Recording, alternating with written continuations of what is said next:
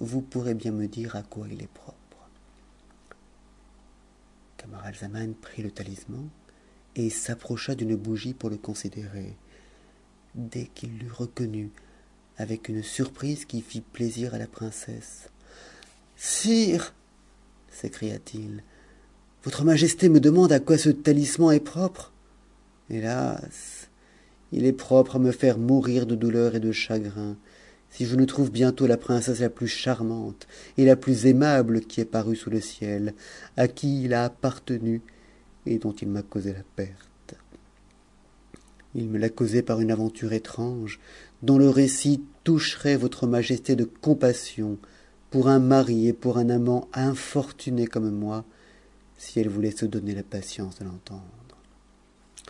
Vous m'en entretiendrez une autre fois, reprit la princesse. Mais je suis bien aise, ajouta-t-elle, de vous dire que j'en sais déjà quelque chose.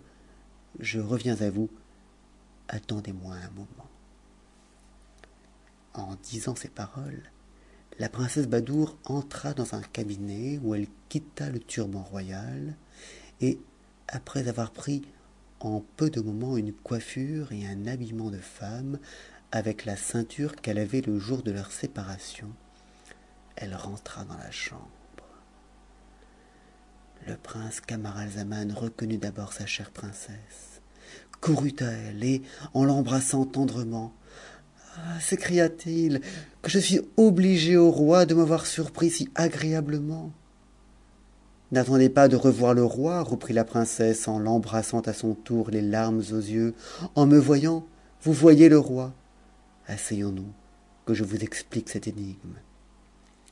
Ils s'assirent, et la princesse raconta au prince la résolution qu'elle avait prise dans la prairie où ils avaient campé ensemble la dernière fois, dès qu'elle eut connu qu'elle l'attendait inutilement, de quelle manière elle l'avait exécutée jusqu'à son arrivée à l'île d'ébène, où elle avait été obligée d'épouser la princesse Haïatalnefous et d'accepter la couronne que le roi Armanos lui avait offerte en conséquence de son mariage.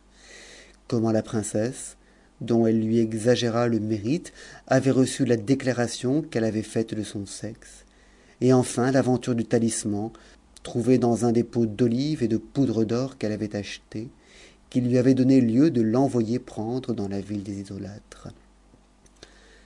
Quand la princesse Badoure eut achevé, elle voulut que le prince lui apprît par quelle aventure le talisman avait été cause de leur séparation. Il la satisfit, et quand il eut fini, il se plaignit à elle, d'une manière obligeante, de la cruauté qu'elle avait eue de le faire languir si longtemps. Elle lui en apporta les raisons dont nous avons parlé, après quoi, comme il était fort tard, ils se couchèrent. Scheherazade s'interrompit à ces dernières paroles à cause du jour qu'elle voyait paraître. Elle poursuivit la nuit suivante et dit au sultan des Indes. Fin de la 204e nuit, section 59. Enregistré par Aldor. Cet enregistrement fait partie du domaine public.